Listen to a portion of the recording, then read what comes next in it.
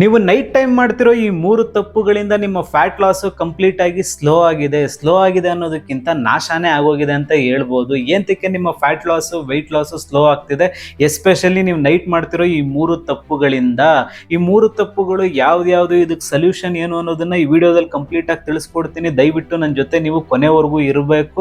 ಈ ವಿಡಿಯೋ ತುಂಬಾನೇ informative, especially weight loss fat loss ಮಾಡೋರಿಗೆ. ಬನ್ನಿ ಆ 3 ತಪ್ಪುಗಳು ಯಾವ್ದು ಅಂತ ತಿಳ್ಕೊಳ್ಳೋಣ. ಅದಕ್ಕೆ ಸೊಲ್ಯೂಷನ್ ಏನು ಅನ್ನೋದನ್ನ ನಿಮಗೆ ಟೈಮ್ ಟು ಟೈಮ್ ತಿಳಿಸ್ಕೊಡ್ತೀನಿ. ಇದರಲ್ಲಿ ನೋಡಿ, ಇಲ್ಲಿ ಫಸ್ಟ್ ತಪ್ಪು ಬಂದ್ಬಿಟ್ಟು ಲೇಟಾಗಿ ಡಿನ್ನರ್ ತಿನ್ನೋದು. ಸುಮಾರು ಜನದ್ದು ಯಾವ ರೀತಿ ಕೆಟ್ಟ ಅಭ್ಯಾಸಗಳಿರುತ್ತೆ ಅಂತ ಹೇಳಿದ್ರೆ, ಕೆಲವರು 9:30 ತಿಂತಾರೆ, ಕೆಲವರು 10:30 ತಿಂತಾರೆ, ಕೆಲವರು ಟೈಮಿಂಗ್ಸೇ ಇಲ್ಲ 12 ಗಂಟೆಗೆಲ್ಲ ತಿಂದು ಬಿಡ್ತಾರೆ. ಈ ರೀತಿ ಎಲ್ಲ ನೀವು ಎಸ್ಪೆಷಲಿ ಫ್ಯಾಟ್ ಲಾಸ್ ಮಾಡ್ತಿರೋರಾಗಿರ್ಬೋದು ಅಥವಾ ವೆಯ್ಟ್ ಲಾಸ್ ಮಾಡ್ತಿರೋರಾಗಿರ್ಬೋದು, ಈ ರೀತಿ ನೀವು ಫಾಲೋ ಮಾಡ್ತಾ ಇದ್ರೆ ಇವತ್ತಿಂದನೇ ಸ್ಟಾಪ್ ಮಾಡಿ. ಏನಾಗುತ್ತೆ, ನೀವು ಲೇಟಾಗಿ ಡಿನ್ನರ್ ತಿಂದರೆ ಏನಾಗುತ್ತೆ ಅಂತ ಗೊತ್ತಾ ನಿಮಗೆ? ಬನ್ನಿ ಇಲ್ಲಿ ತಿಳಿಸ್ಕೊಡ್ತೀನಿ. ಇಲ್ಲಿ ನೋಡಿ, ಇಲ್ಲಿ ನೈಟು ಬಾಡಿ ರಿಪೇರ್ ಮೋಡ್ಗೆ ಹೋಗಬೇಕು. ಬಟ್ ನೀವೇನು ಮಾಡ್ತಾ ಇದ್ದೀರಾ, ನೈಟು ಯಾವತ್ತು ಬಾಡಿ ಅದು ರಿಪೇರ್ ಮೋಡ್ಗೆ ಹೋಗಬೇಕು, ರಿಲ್ಯಾಕ್ಸ್ ಮೋಡ್ಗೆ ಹೋಗಬೇಕು. ಬಟ್ ನಿಮ್ಮ ಬಾಡಿಗೆ ಕೆಲಸ ಕೊಡ್ತಾ ಇದ್ದೀರಾ. ಅದು ಎಷ್ಟೊತ್ತು ಕೆಲಸ ಕೊಡ್ತಾ ಇದ್ದೀರಾ ಡೈಜೆಸ್ಟಿವ್ ಸಿಸ್ಟಮ್ಗೆ? 9:30 ತಿನ್ನೋ ಥರ ನೀವು ಕೆಲಸ ಕೊಡ್ತಾ ಇದ್ದೀರಾ. ಅವಾಗ ಏನಾಗುತ್ತೆ ಅಂತ ಹೇಳಿದ್ರೆ, ನೋಡಿ ಇಲ್ಲಿ ನೀವು 9ರಿಂದ 10 ಗಂಟೆಗೆ ಡಿನ್ನರ್ ಮಾಡಿದ್ರೆ ನಿಮ್ಮ ಬಾಡಿಲಿ ಡೈಜೆಷನ್ ಅನ್ನೋದು ಏನಿದೆ ಅದು ಕಂಪ್ಲೀಟಾಗಿ ಸ್ಲೋ ಆಗುತ್ತೆ, ಪ್ರಾಪರಾಗಿ ಆಗೋದೇ ಇಲ್ಲ.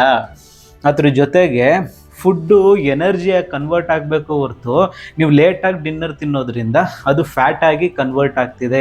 ಈ ಫ್ಯಾಟ್ ಸ್ಟೋರೇಜ್ ಜಾಸ್ತಿ ಆಗಿ ನಿಮ್ಮ ಮತ್ತೆ ಅದೇನದು ಫ್ಯಾಟ್ ಲಾಸ್ ಅನ್ನೋದು ಏನಿದೆ, ವೆಯ್ಟ್ ಲಾಸ್ ಅನ್ನೋದೇನಿದೆ ಅದು ಕಂಪ್ಲೀಟಾಗಿ ಸ್ಲೋ ಆಗುತ್ತೆ ಅನ್ನೋದಕ್ಕಿಂತ ಅಲ್ಲೇ ಸ್ಟಕ್ ಆಗೋಗುತ್ತೆ. ಇದೇ ಮೇಯ್ನು ರೀಸನ್ನು. ನೀವು ಲೇಟಾಗಿ ಡಿನ್ನರ್ ತಿನ್ನೋದ್ರಿಂದ ನಿಮ್ಮ fat loss weight loss slow ಆಗ್ತಿದೆ. ಮತ್ತು ಎಷ್ಟೊತ್ತಿಗೆ ಡಿನ್ನರ್ ತಿನ್ಬೇಕು ನೀವು? ನನ್ನ ಕ್ಲೈಂಟ್ಸ್ಗೂ ಹೇಳೋದಷ್ಟೇ, ನನ್ನ ಹತ್ರ ಪರ್ಸ್ನಲ್ ಡಯಟ್ ತೊಗೊಂಡಿದ್ದಾರಲ್ಲ ಅವ್ರಿಗೆ ಯಾವ ಟೈಮಿಂಗ್ಸ್ ಹೇಳಿರ್ತೀನಿ ಅಂತ ಹೇಳಿದ್ರೆ, ನೋಡಿ ಇಲ್ಲಿ ನಿಮಗೂ ಹೇಳ್ತಿರೋ ಇದೇ ಟೈಮಿಂಗ್ಸ್. ಮೇಯ್ನು ಡಿನ್ನರು 7:30 ಒಳಗಡೆ ಆಗಬೇಕು. ಯಾವುದೇ ಕಾರಣಕ್ಕೂ ರಾತ್ರಿ 9:30 ತಿನ್ನೋದು, 10:30 ತಿನ್ನೋದು ಇವತ್ತಿಂದ ಬಿಡಬೇಕು. ನೀವು 7:30 ತಿನ್ನೋದ್ರಿಂದ ನಿಮ್ಮ ಡಿನ್ನರ್ ಪ್ರಾಪರ್ ಆಗಿ ಡೈಜೆಷನ್ ಆಗುತ್ತೆ, ಫ್ಯಾಟ್ ಲಾಸ್ಗೆ ಅದು ಹೆಲ್ಪ್ಫುಲ್ ಆಗುತ್ತೆ. ಅದ್ರ ಜೊತೆಗೆ ಮಾರ್ನಿಂಗ್ ಎದ್ದಿದ ತಕ್ಷಣ ಸುಮಾರು ಜನಕ್ಕೆ ಬ್ಲೋಟಿಂಗ್ ಥರ ಎಲ್ಲ ಆಗುತ್ತೆ. ಬ್ಲೋಟಿಂಗ್ ಅಂತ ಹೇಳಿದ್ರೆ ಮುಖ ಊದ್ಕೊಳ್ಳೋದಾಗಿರ್ಬೋದು ಅಥವಾ ಹೊಟ್ಟೆ ಉಪ್ಸ ಬಂದಿರೋದಾಗಿರ್ಬೋದು. ಈ ರೀತಿ ಎಲ್ಲ ಏಂತಕ್ಕಾಗತ್ತೆ ಅಂತ ಹೇಳಿದ್ರೆ, ನೀವು ಲೇಟಾಗಿ ಡಿನ್ನರ್ ತಿನ್ನೋದ್ರಿಂದ ಇದು ಮೇಯ್ನ್ ಪ್ರಾಬ್ಲಮ್ಗಳು ಸುಮಾರು ಜನಕ್ಕೆ ಕಾಣಿಸ್ಕೊಳ್ಳುತ್ತೆ. ನೀವು 7:30 ತಿನ್ನೋದ್ರಿಂದ ನೋಡಿ ಇಲ್ಲಿ ಬ್ಲೋಟಿಂಗು ಅದು ಕಂಪ್ಲೀಟಾಗಿ ಕಡಿಮೆ ಆಗಿ ಅದ್ರ ಜೊತೆಗೆ ಡೈಜೆಷನ್ನು ಕರೆಕ್ಟಾಗಿ ಆಗುತ್ತೆ. ಡೈಜೆಷನ್ ಕರೆಕ್ಟಾಗಿ ಆದಾಗ ನಿಮ್ಮ ಬಾಡಿ ರಿಪೇರ್ ಮೋಡ್ಗೆ ಹೋದಾಗ ನಿಮ್ಮ ಫ್ಯಾಟ್ ಲಾಸ್ ಆಗಿರ್ಬೋದು, ವೆಯ್ಟ್ ಲಾಸ್ ಆಗಿರ್ಬೋದು ಕಂಪ್ಲೀಟಾಗಿ ಸ್ಪೀಡ್ ಆಗುತ್ತೆ. ಸ್ಪೀಡ್ ಅನ್ನೋದಕ್ಕಿಂತ ಹೆಲ್ದಿಯಾಗಿ ನೀವು ರಿಡ್ಯೂಸ್ ಮಾಡ್ತೀರಾ. ಇದು ಮುಖ್ಯವಾದ ಕಾರಣ. ನೀವು ಏನಂತಾರೆ, ನಿಮ್ಮ ವೆಯ್ಟ್ ಲಾಸ್ ಆಗಿರ್ಬೋದು, ಫ್ಯಾಟ್ ಲಾಸ್ ಆಗಿರ್ಬೋದು ಆಗಿಲ್ದಿರೋದಕ್ಕೆ ಕಾರಣ ಲೇಟ್ ನೈಟ್ ಡಿನ್ನರು. ಇನ್ನು ಸೆಕೆಂಡ್ ಪಾಯಿಂಟ್ ಬಂದ್ಬಿಟ್ಟು ಸ್ಕ್ರೋಲಿಂಗ್ ಆಫ್ಟರ್ ಡಿನ್ನರ್. ಇದು ಎಷ್ಟು ಜನಕ್ಕೆ ಈ ದುರಭ್ಯಾಸ ಇದೆ ಅಂತ ಹೇಳಿದ್ರೆ, ನೀವು ಊಟ ಆಗಿದ ತಕ್ಷಣ ಕಂಪ್ಲೀಟಾಗಿ ರಿಲ್ಯಾಕ್ಸ್ ಮಾಡಿ ಹೋಗ್ಬಿಡೋದು, ಆರಾಮಾಗಿ ರೀಲ್ಸ್ ನೋಡ್ಕೊಂಡು ಕೂತ್ಕೊಳ್ಳೋದು, ಇಲ್ಲ ಯಾವುದೋ ಸೀರಿಯಲ್ಗಳು ನೋಡ್ಕೊಂಡು ಕೂತ್ಕೊಳ್ಳೋದು. ರಾತ್ರಿ 10:30 ಆದರೂ ಮಲಗಲ್ಲ, 11:30 ಆದರೂ ಮಲಗಲ್ಲ, ಕೆಲವರು 1 ಗಂಟೆ ಆದರೂ ಮಲಗಲ್ಲ. ಬೆಳಗ್ಗೆಯಿಂದ ಪ್ರಾಪರಾಗಿ ಡಯಟ್ನ ಮಾಡಿರ್ತೀರ, ಆಯಿತಾ? ರಾತ್ರಿ 1 ಗಂಟೆಗೆ ನೀವು ಮಲಗಿದ್ರೆ, ರಾತ್ರಿ ಅಥವಾ 11:30 ನೀವು ಮಲಗಿದ್ರೆ ನಿಮ್ಮ ಫ್ಯಾಟ್ ಲಾಸ್ ಹೇಗಾಗುತ್ತೆ? ಅದು ನೀವು ಬೆಳಗ್ಗೆಯಿಂದ ಅಷ್ಟು ಸ್ಟ್ರಿಕ್ಟಾಗಿ ಮಾಡಿರೋದಕ್ಕೆ ನೀವು ಬೆಲೆ ಕೊಟ್ಟಂಗೆಲ್ಲ ಆಗುತ್ತೆ. ನಿಮ್ಮ ಬಾಡಿನೂ ವರ್ಕ್ ಆಗಲ್ಲ, ನಿಮ್ಮ ಬಾಡಿಗೂ ಒಂದು ರಿಪೇರ್ ಅನ್ನೋದೇ ಇರಲ್ಲ. ಮೇಯ್ನು ಮಾಡ್ತಿರೋ ಈ ದುರಭ್ಯಾಸ ಏನಿದೆ ಸ್ಕ್ರೋಲಿಂಗು, ಇದನ್ನು ನೀವು ಇವತ್ತಿಂದ ಬಿಡಬೇಕು.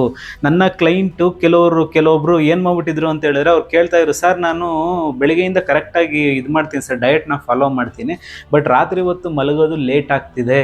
ಏಂತಕ್ಕೆ ಮೇಡಮ್, ಏನಾದ್ರು ಕೆಲಸ ಇದೆಯಾ, ಯಾವುದಕ್ಕೆ ಎಲ್ಲಾದರೂ ಕೆಲಸಕ್ಕೆ ಹೋಗ್ತೀರಾ, ಏನಾದರೂ ಅಷ್ಟೊಂದು ಬ್ಯುಸಿ ಇರ್ತೀರಾ ಅಂತ ಕೇಳಿದ್ರೆ, ಇಲ್ಲ ಸರ್ ಏನೂ ಇಲ್ಲ, ನಾನು ಡಿನ್ನರ್ ಆಗಿದ ತಕ್ಷಣವೇ ಮತ್ತು ರೀಲ್ಸ್ ನೋಡ್ಕೊಂಡು ಕೂತ್ಕೊತೀನಿ, ಇಲ್ಲ ಯಾವುದಾದ್ರು ನಾನು ಏನಂತಾರೆ ನೆಟ್ಫ್ಲಿಕ್ಸಲ್ಲೋ ಇಲ್ಲ ಅಮೆಝಾನಲ್ಲೋ ಯಾವುದಾದ್ರು ಮೂವೀಸ್ ಹಾಕೊಂಡು ಕೂತ್ಕೊತೀನಿ.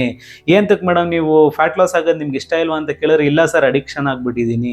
ನೀವು ಸುಮಾರು ಜನ ಈ ಥರ ಅಡಿಕ್ಟ್ ಆಗಿಬಿಟ್ಟು ಆಯ್ತಾ ಲೇಟಾಗಿ ಮಲಗೋದು, ಬೆಳಗ್ಗೆ 11 ಗಂಟೆಗೆ ಎದ್ದು ನಾಷ್ಟ ಮಾಡೋದು. ದಯವಿಟ್ಟು ಇಂಥ ತಪ್ಪುಗಳನ್ನು ಮಾಡಬೇಡಿ. ರಾತ್ರಿ ಹೊತ್ತು ಎಸ್ಪೆಷಲಿ ಫೋನನ್ನು ಬಳಸೋರು ಇವತ್ತಿಂದನೇ ನೀವು ಕಡಿಮೆ ಮಾಡಬೇಕು.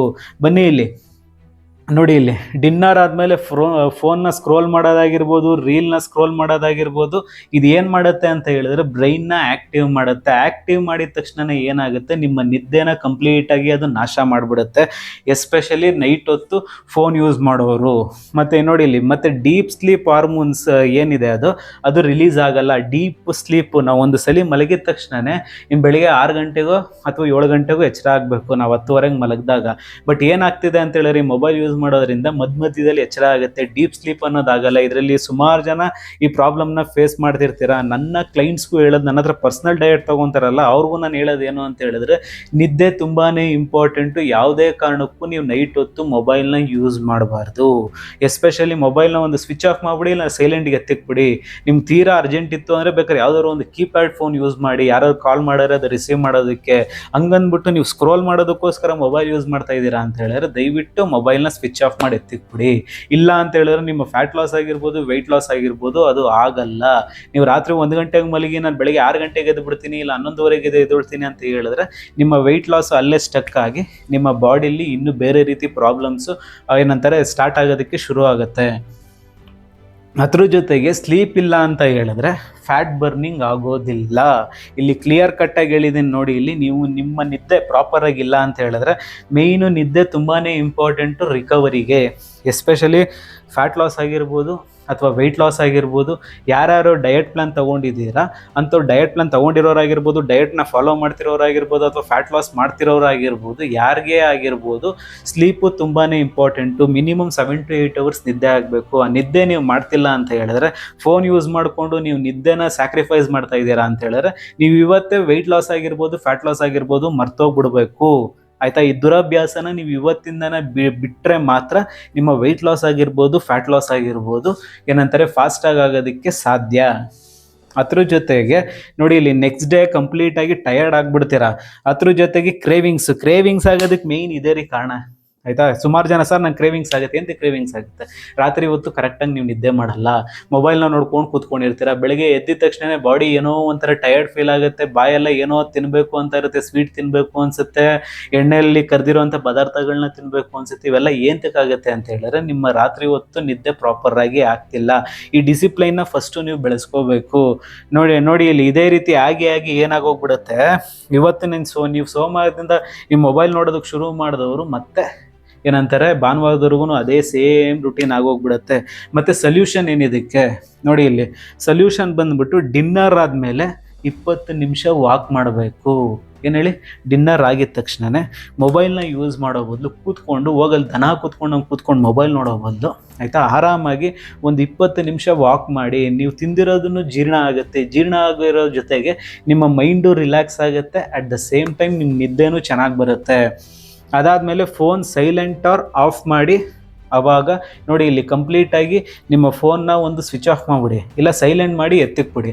ನಿಮ್ಮ ಮೈಂಡು ಕಾಮ್ ಆಗುತ್ತೆ. ಅಟ್ ದ ಸೇಮ್ ಟೈಮ್ ನಿಮಗೂ ಏನಂತಾರೆ ಬೆಳಗ್ಗೆಯಿಂದ ಏನು ಕಷ್ಟಪಟ್ಟು ಡಯಟ್ನ ಫಾಲೋ ಮಾಡಿರ್ತೀರ ಅದು ನಿಮಗೂ ವರ್ಕ್ ಆಗೋದಕ್ಕೂ ಶುರು ಆಗುತ್ತೆ. ನನ್ನ ಕ್ಲೈಂಟ್ಸ್ ಕೇಳೋದು ಅದನ್ನೇ, ನೀವು ನಿದ್ದೆನ ಕರೆಕ್ಟಾಗಿ ಮಾಡಬೇಕು. ಅಟ್ ದ ಸೇಮ್ ಟೈಮ್ ಮೊಬೈಲ್ನ ಸೈಡ್ಗೆ ಎತ್ತಿಕ್ಬಿಡಿ. ಎಸ್ಪೆಷಲಿ ರಾತ್ರಿ ಹೊತ್ತು ಫೋನ್ನ ಯೂಸ್ ಮಾಡಬಾರ್ದು. ಇದಾಗಿತ್ತು ನನ್ನ ಕಂಪ್ಲೀಟಾಗಿ ಏನಂತಾರೆ ಲೇಟ್ ನೈಟ್ ಡಿನ್ನರು ಒಂದು ಫಸ್ಟ್ ಪಾಯಿಂಟು. ಸೆಕೆಂಡ್ ಬಂದ್ಬಿಟ್ಟು ಏನಂತಾರೆ ಸ್ಕ್ರೋಲಿಂಗ್ ಆಫ್ಟರ್ ಡಿನ್ನರ್. ನೀವು ರಾತ್ರಿ ಹೊತ್ತು ಫೋನ್ನ ಬಳಸಬಾರ್ದು, especially fat loss weight loss ಮಾಡ್ತಿರೋರು. ಇನ್ನು ಕೊನೆ ಪಾಯಿಂಟು, 3ನೇ ಪಾಯಿಂಟು ಏನು ಅಂತ ಹೇಳಿದ್ರೆ ನೈಟ್ ಸ್ಟ್ರೆಸ್ಸು. ಸುಮಾರು ಜನ ನೈಟ್ ಎಷ್ಟು ಟೆನ್ಷನ್ ಹಿಡ್ಕೊಂಡು ಮಲಗ್ತೀರಾ ಅಂತ ಹೇಳಿದ್ರೆ ಪ್ರಪಂಚದಲ್ಲಿರೋ ಟೆನ್ಷನ್ ಎಲ್ಲ ನನಗೇನೆ. ಈ ರೀತಿ ನೀವು ಮಾಡಿದ್ರೆ ನಿಮ್ಮ ಮೈಂಡಲ್ಲಿ ಸ್ಟ್ರೆಸ್ ಹಿಡ್ಕೊಂಡು ನೀವು ಮಲಗ್ತೀರಾ ಅಂತ ಹೇಳಿದ್ರೆ ದೇವರಾಣೆಗೂ ನಿಮಗೆ ಫ್ಯಾಟ್ ಲಾಸು ವೆಯ್ಟ್ ಲಾಸು ಕಂಪ್ಲೀಟಾಗಿ ಸ್ಲೋ ಆಗುತ್ತೆ, ಇಲ್ಲ ಅಲ್ಲೇ ಸ್ಟಕ್ ಆಗೋಗ್ಬಿಡುತ್ತೆ. ನಾವು ರಾತ್ರಿ ಹೊತ್ತು ಆಯಿತಾ ಮಲಗಬೇಕಾದ್ರೆ ಎಷ್ಟು ಕಾಮಾಗಿ ಮಲಗಬೇಕು ಅಂತ ಹೇಳಿದ್ರೆ ನೋಡಿ ಇಲ್ಲಿ ಮೊಬೈಲ್ ಯೂಸ್ ಮಾಡೋದ್ರಿಂದ ನಿಮ್ಮ ಆಂಗ್ಸೈಟಿ ಜಾಸ್ತಿ ಆಗುತ್ತೆ, ಸ್ಟ್ರೆಸ್ ಲೆವೆಲ್ ಜಾಸ್ತಿ ಆಗುತ್ತೆ. ಅಟ್ ದ ಸೇಮ್ ಟೈಮ್ ಬೆಳಗ್ಗೆಯಿಂದ ಏನೇನೆಲ್ಲ ನಿಮಗೆ ಪ್ರಾಬ್ಲಮ್ಸ್ ಇರುತ್ತೆ, ಈ ಟೆನ್ಷನ್ಗಳಿರುತ್ತೆ, ಅವೆಲ್ಲ ಇನ್ನೂ ಜಾಸ್ತಿ ಆಗ್ತವೆ. ಎಸ್ಪೆಷಲಿ ನೀವು ರಾತ್ರಿ ಹೊತ್ತು ಮಲಗಬೇಕಾದ್ರೆ ಆಯಿತಾ ನೈಟು ಸ್ಟ್ರೆಸ್ ಮಾಡ್ಕೊಳ್ಳೋದನ್ನು ಕಡಿಮೆ ಮಾಡ್ಕೋಬೇಕು. ನೋಡಿ ಇಲ್ಲಿ ನೈಟ್ ಸ್ಟ್ರೆಸ್ಸಿಂದ ಕಾರ್ಟಿಸೋಲ್ ಹಾರ್ಮೋನ್ಸ್ ಅಂತ ಏನಿದೆ ಅದು ರಿಲೀಸ್ ಆಗೋದಕ್ಕೆ ಸ್ಟಾರ್ಟ್ ಆಗುತ್ತೆ. ಆ ಕಾರ್ಟಿಸೋಲ್ ಹಾರ್ಮೋನ್ಸ್ ರಿಲೀಸ್ ಆದಾಗ ಬೆಲ್ಲಿ ಫ್ಯಾಟ್ ಸ್ಟೋರೇಜು ಸ್ಟಾರ್ಟ್ ಆಗುತ್ತೆ. ನೀವು ಸ್ಟ್ರೆಸ್ ಲೆವೆಲ್ ಯಾವಾಗ ಜಾಸ್ತಿ ಆಗುತ್ತೋ ಬೆಲ್ಲಿ ಫ್ಯಾಟ್ ಸ್ಟೋರೇಜ್ ಹಾರ್ಮೋನ್ಸು ಅಲ್ಲಿ ಬೆಳೆಯೋದಕ್ಕೆ ಶುರು ಆಗುತ್ತೆ. ಇದೇ ನಿಮಗೆ ಮೇಯ್ನ್ ಪ್ರಾಬ್ಲಮ್ಮು, ನಿಮ್ಮ ಫ್ಯಾಟ್ ಲಾಸು ಜಾಸ್ತಿ ಆಗೋದಕ್ಕೆ. ಈ ಸ್ಟ್ರೆಸ್ಸು ಆ್ಯಂಗ್ಸೈಟಿಯಿಂದನೇ ಸುಮಾರು ಜನ ದಪ್ಪ ಆಗೋಗ್ತಾರೆ, ಸುಮಾರು ಜನಕ್ಕೆ ಫ್ಯಾಟ್ ಬರುತ್ತೆ. ನೋಡಿ ಇಲ್ಲಿ night tension is equal to mind stress, mind stress is equal to body heal ಆಗಲ್ಲ, ರಿಕವರ್ ಆಗಲ್ಲ. ನೈಟು ಟೆನ್ಷನ್ ತಗೊಳ್ಳೋದ್ರಿಂದ ಬಾಡಿ ಸ್ಟ್ರೆಸ್ ಆಗುತ್ತೆ, ಬಾಡಿ ಸ್ಟ್ರೆಸ್ ಆಗೋದ್ರಿಂದ ನೀವು ಬೆಳಗ್ಗೆಯಿಂದ ಏನು ಫಾಲೋ ಮಾಡಿರ್ತೀರ ಆ ಫ್ಯಾಟ್ ಲಾಸು ಮತ್ತು ವೆಯ್ಟ್ ಲಾಸ್ ಎಲ್ಲ ಮಾಡ್ಕೊಂಡು ಬಂದಿರ್ತೀರಲ್ಲ, ಅದು ಯಾವುದು ಸರಿಯಾಗಿ ವರ್ಕ್ ಆಗಲ್ಲ. ಸೊ ಇದಕ್ಕೇನು ಮಾಡ್ಬೇಕು, ಸೊಲ್ಯೂಷನ್ ಏನಿದಕ್ಕೆ? Solution simple. ಇಲ್ಲಿ ನೀವು ರಾತ್ರಿ ಹೊತ್ತು ಮಲಗಬೇಕಾದ್ರೆ ಕಾಮಾಗಿ ಮಲಗಬೇಕು. ಯಾವುದೇ ರೀತಿ ನೀವು ಟೆನ್ಷನ್ನ ಹಿಡ್ಕೊಂಡು ನೀವು ಮಲಗ್ತೀರಾ ಅಂತ ಹೇಳಿದ್ರೆ ನಿಮಗೆ ಫ್ಯಾಟ್ ಲಾಸ್ ಆಗಿರ್ಬೋದು, ವೆಯ್ಟ್ ಲಾಸ್ ಆಗಿರ್ಬೋದು ಪ್ರಾಪರಾಗಿ ವರ್ಕ್ ಆಗಲ್ಲ. ಅದು ವರ್ಕ್ ಆಗಬೇಕು ಅಂತ ಹೇಳಿದ್ರೆ ಕಾಮಾಗಿ ಮಲಗಿ. ನೀವು ಮಲಗಬೇಕಾದ್ರೆ ಇದೇನಂತಾರೆ ಜರ್ನಲಿಂಗ್, ಆಯಿತಾ? ಜರ್ನಲಿಂಗ್ ಕೇಳಿರ್ಬೋದು ನೀವು. ಒಂದು ಬುಕ್ ತೊಗೊಂಡು, ಆಯಿತಾ, ಡೈಲಿ ಏನು ಬರೀಬೇಕು ಅಂತ ಹೇಳಿದ್ರೆ ನೀವು I am grateful, I am blessed, I am thankful, thank you so much for ನನ್ನ ಬಾಡಿ. ಇಂಥ ಬಾಡಿ ಕೊಟ್ಟಿರೋದಕ್ಕೆ, ಇಂಥ ದೇಹಕ್ಕೆ ನಾನು ಸದಾ ಚಿರಋಣಿಯಾಗಿರ್ತೀನಿ. ದೇವರಲ್ಲಿ ನಾನು ಪ್ರಾರ್ಥನೆ ಮಾಡ್ಕೊತೀನಿ, ಆಯಿತಾ? ನನ್ನ ದೇಹ ಯಾವತ್ತೂ ಈ ಥರ ಹೆಲ್ದಿಯಾಗಿರುತ್ತೆ ಅಂತ ನೀವು ಬರೆದ್ಬಿಟ್ಟು ಮಲಗಿದಾಗ ನಿಮಗೆ ಯೂನಿವರ್ಸ್ ಥರ ಮ್ಯಾನಿಫೆಸ್ಟೇಷನ್ ಆಗಿ ಅದು ವರ್ಕ್ ಆಗುತ್ತೆ. ನಿಮಗೆ ಏನೇ ಟೆನ್ಷನ್ ಇರಲಿ ಒಂದು ಬುಕ್ಕಲ್ಲಿ ಬರೆಯೋದನ್ನು ರೂಢಿ ಮಾಡ್ಕೊಳ್ಳಿ. ಆ ಟೆನ್ಷನ್ ಎಲ್ಲ ಬುಕ್ ಮೂಲಕ ನೀವಲ್ಲಿ ಹೊರಗಾಗ್ತೀರಾ. ಈ ರೀತಿ ನೀವು ಮಾಡ್ಕೊಂಡು ಬರಬೇಕು. ದಯವಿಟ್ಟು ರಾತ್ರಿ ಮಲಗಬೇಕಾದ್ರೆ ಏನೇ ಸ್ಟ್ರೆಸ್ ಇರಲಿ, ಏನೇ ಟೆನ್ಷನ್ ಇರಲಿ, ಅದನ್ನೆಲ್ಲ ನೀವು ಸೈಡ್ಗೆ ಇಟ್ಬಿಟ್ಟು ರಾತ್ರಿ 10:30 ಒಳಗಡೆ ಮಲಗಬೇಕು, ಆಯಿತಾ? ಈ 3 ತಪ್ಪುಗಳನ್ನು ನೀವು ಇವತ್ತಿಂದನೇ ಸ್ಟಾಪ್ ಮಾಡಿ. ಏನೇನು ಹೇಳಿ?